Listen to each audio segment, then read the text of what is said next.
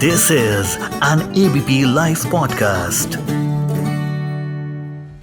जिस तरीके का आरोप कंगना रनौत ने इस देश के किसानों पर लगाया है, बीजेपी को उस माफी ही नहीं मांगनी चाहिए। कंगना रनौत को बीजेपी से निष्कासित करना चाहिए। देश में आजाद हिंदुस्तान में अन्नदाताओं को बलात्कारी और हत्यारा पहले कभी नहीं कहा गया है। माननीय सांसद मंडी संसदीय क्षेत्र ने जो बयान दिए हैं वो उनकी इंटेलेक्चुअल बैंकरप्सी को दर्शाता है। बीजेपी सांसद कंगना रनौत के हालिया बयान से उनकी पार्टी ने खुद को अलग कर लिया है। पार्टी ने कंगना को चेतावनी भी दी और कहा कि नीतिगत मामलों पर बयान देने के लिए कंगना रनौत अधिकृत नहीं है। हिमाचल प्रदेश की मंडी सीट से बीजेपी सांसद कंगना रनौत ने एक अखबार को दिए इंटरव्यू में किसान आंदोलन पर बयान दिया था और इसे बांग्लादेश की घटना से जोड़ा था। कंगना ने यह भी दावा किया था कि भारत में चीन और अमेरिका जैसी विदेशी शक्तियां काम करती हैं। और आज संवाद में हम कंगना के इसी बयान पर बात करेंगे। मैं आपके साथ हूं राजेश कुमार और इस पर हमारे साथ बात करने के लिए इस वक्त वरिष्ठ पत्रकार शंभू भद्र जी हैं। शंभू भद्र जी, संवाद पर स्वागत है आपका। कंगना के इस बयान और बीजेपी का उनके बयान से किनारा करना, आप इसको किस तरह से देखते हैं, क्योंकि हरियाणा में इस वक्त चुनाव है? देखिए, कंगना रनौत इस समय में बीजेपी की सांसद है हिमाचल की मंडी लोकसभा क्षेत्र से, और पहली बार बीजेपी ने उसको टिकट दिया और टिकट देने के बाद संयोग से वो जीत भी गई। तो कंगना रनौत खुद को एक अभिनेत्री के साथ साथ एक बीजेपी विचारधारा से प्रेरित और बीजेपी पार्टी से जुड़ी हुई मानती क्या है वो, और बीजेपी में रहते हुए जो है ये मेरे ख्याल से पहली बार है जब पार्टी सांसद बनने के बाद इस तरह से एक विवादित बयान दिया है जो पार्टी के लाइन को सूट नहीं करती है।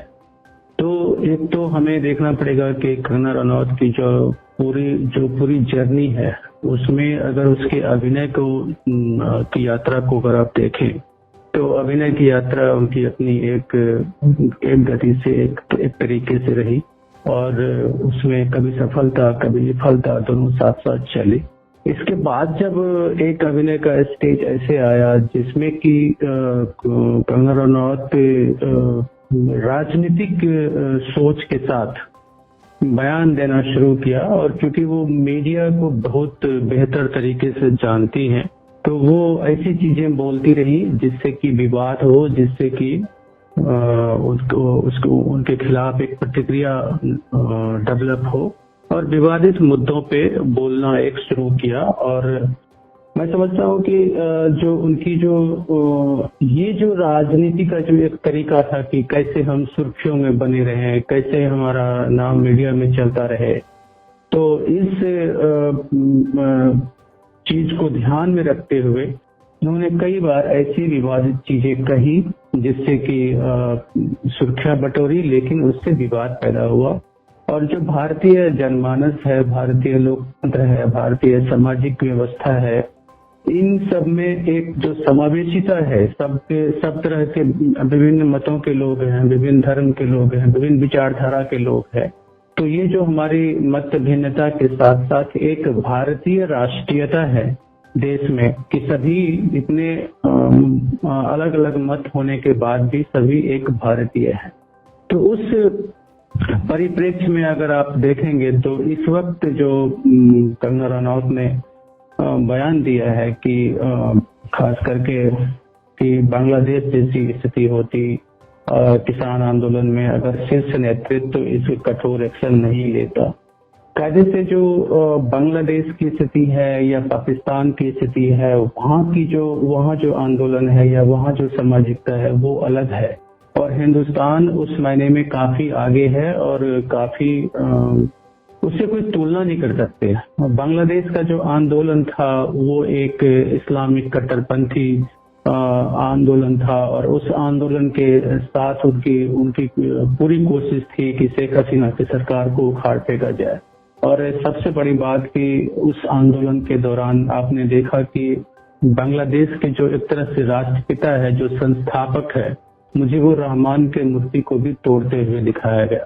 तो ये जो वहाँ पे और हिंसा, जिस तरह की हिंसा हुई, अपने ही कौम के लोगों को मारा, उसके बाद से हिंदुओं को टारगेट किया गया वहाँ पे आंदोलन के नाम पे, और हिंदुओं के साथ हिंसा हुई, तो वो एक एथनिक हिंसा है। और एक बांग्लादेश की तुलना आप भारत के किसान आंदोलन से करने लगे या भारत के किसी दूसरे आंदोलन से करने लगे, आपको जान के ताज्जुब होगा कि हिंदुस्तान में हर क्षेत्र में कहीं ना कहीं कुछ न कुछ धरना प्रदर्शन चलता रहता है।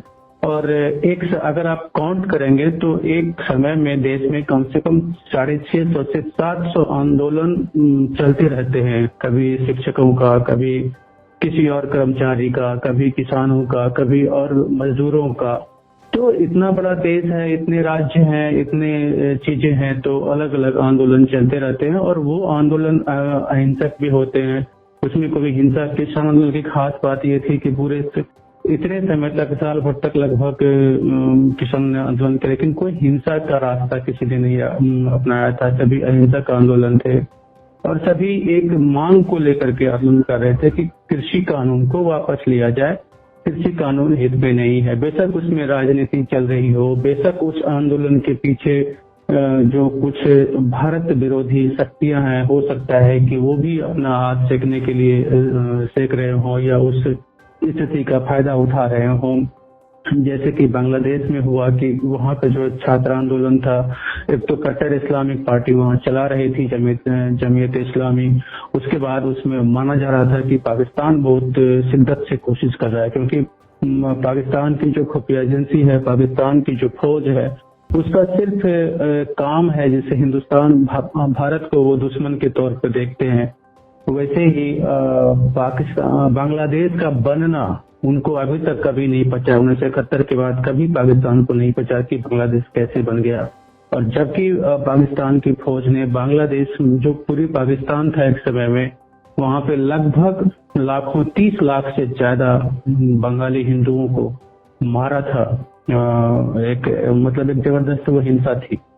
तो वो चीज वो भूल जाते हैं और वहां पे बिगाड़ने की कोशिश करते हैं कि कैसे बांग्लादेश की चीजें खराब हो, इस्लामिक चीजें वहां पे बढ़े। तो वो एक अलग हिस्सा था। और बीइंग ए सांसद, मुझे लगता है कि एज ए सांसद कंगना रनौत को कम से कम अब मैच्योरिटी लानी चाहिए। आप जब मैच्योर नहीं है, आप राजनीति में आने, अब तक जो बयान दे रहे थे, कुछ कर रहे थे, वो एक राजनीति में आने का उसका एक प्रयास था कि चूंकि उनको पता है कि वो बांस के लीडर नहीं हैं और अभिनेत्री होने के नाते देश में उनको बहुत लोग जानते हैं, उनका फैन फॉलोइंग है, लेकिन वो सारे वोट में कन्वर्ट होंगे या वही राजनीति है, वो दोनों में अलग है।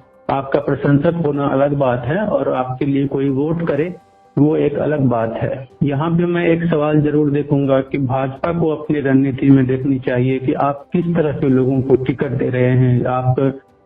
आपके जो नेता हैं, जो आपके ग्राउंड पे लोग काम कर रहे हैं, उसके बजाय आप ऐसे लोगों को टिकट देते हैं जो कि कायदे से आपके वो राजनेता नहीं है, उसमें राजनेता के गुण भी नहीं है और वो मास लीडर भी नहीं है, कहीं से भी मास में उसकी कोई एक्सेप्टेबिलिटी हो वो भी नहीं है। मंडी में कंगना का जीतना बीजेपी की जीत है कि बीजेपी वहां पर कंगना की बजाय किसी और को भी टिकट दी होती तो वो भी जीत के आते।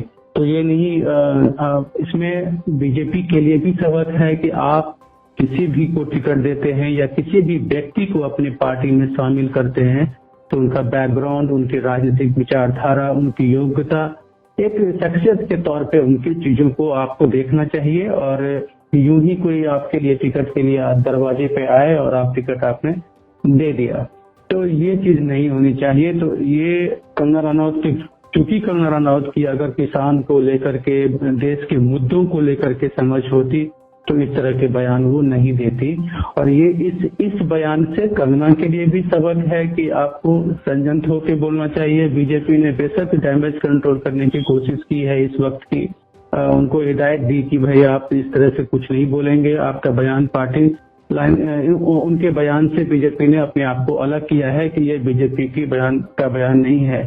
लेकिन आपने देखा कि विपक्ष ने जिस तरह से कंगना के बयान को लिया और जैसे हरियाणा में अभी चुनाव है जम्मू कश्मीर में चुनाव है, चूंकि हरियाणा किसान आंदोलन के केंद्र में रहा है, यहीं से पंजाब और हरियाणा के किसान सरकार के खिलाफ आंदोलन कर रहे थे, सरकार की नीतियों के खिलाफ, सरकार के 3 कानूनों के खिलाफ आंदोलन कर रहे थे। तो वो चूंकि प्रभावित क्षेत्र है और चूंकि हरियाणा में किसान का एक बड़ा तबका है जो सरकार की नीतियों से नाराज है, बीजेपी की नीतियों से नाराज है, तो उसमें भी अगर आप इस तरह से कंगना का बयान आएगा तो वो तो आग में घी डालने वाली बात है कि एक तरफ बीजेपी डैमेज कंट्रोल करने की कोशिश कर रही है, हरियाणा में चुनाव है तो उस हिसाब से बीजेपी अपनी नीति आगे बढ़ा रही है, किसानों को खुश करने की कोशिश कर रही है। अभी हरियाणा एक ऐसा प्रदेश बना जो कि लगभग सभी फसलों में एमएसपी दे रही है, जो कि किसानों की लास्ट में डिमांड ये थी कि सरकार एमएसपी पे कानून लेकर के आए। सरकार अभी तक एमएसपी पे कानून लेके आई नहीं है, लेकिन इनडायरेक्टली सरकार एमएसपी को बढ़ा रही है, एमएसपी के पर अधिक से अधिक फसलों को एमएसपी देकर एमएसपी का मूल्य बढ़ा करके किसानों को खुश करने की कोशिश कर रही है।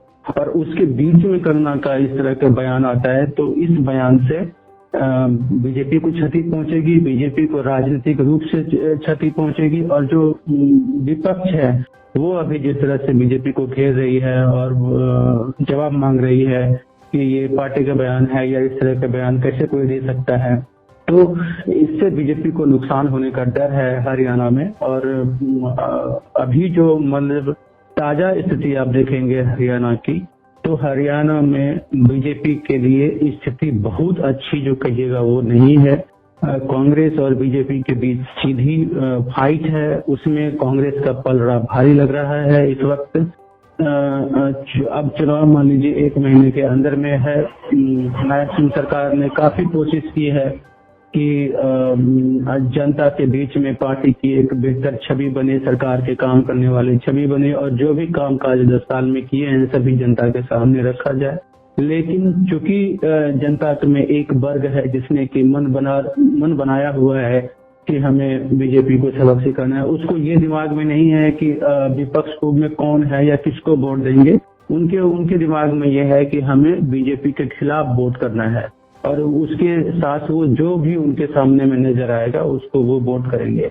तो ऐसे कंडीशन में कंगना के रनौत के सांसद होने के नाते जिस तरह से उनका बयान है उसका जो इम्पैक्ट है वो गलत पड़ेगा और जनता के बीच में वो सिचुएशन गड़बड़ होगी और इसलिए उससे बचना चाहिए। बीजेपी ने अभी हिदायत दी है और मेरे ख्याल से बीजेपी को इससे कड़ा एक्शन लेना चाहिए था, जो कि बीजेपी ने नहीं ली है। इससे पहले जितने भी एक बार राहुल गांधी को लेकर बयान दे चुकी है कंगना रनौत, शंकराचार्य को लेकर के बयान दे चुकी है। उस समय में विधिवत वो पार्टी में नहीं थी, लेकिन जब पार्टी में आने के बाद इस तरह का कोई अगर बयान है तो उसमें पार्टी को सख्त एक्शन लेना चाहिए। और खास करके राहुल गांधी को लेकर के जब बोला उसी समय में अगर बीजेपी सख्त हो जाती तो कंगना को एक मैसेज मिल जाता और उसके बाद वो फिर अब इस तरह से इस वक्त के एक इंटरव्यू में जिस तरह से बोला है वो नहीं बोलती। तो मुझे लगता है कि बीजेपी को मतलब कि ज्यादा सोचने की जरूरत है कि कंगना रनौत जैसे लोगों को कैसे आप सांसद बनवाते हैं और कैसे आप पार्टी में टॉलरेट करते हैं, कैसे ऐसे को आप नेता के तौर पे मानते भी हैं। तो ये बीजेपी के लिए एक बड़ा सबक है। तो जाहिर तौर पर कंगना रनौत के इस बयान ने भारतीय जनता पार्टी को असहज कर दिया है और यही वजह है कि बीजेपी ने अपने आप को इससे दूरी बना ली है। एबीपी लाइव पॉडकास्ट से बात करने के लिए शंभू भद्र जी बहुत शुक्रिया आपका। This is an ABP Live podcast.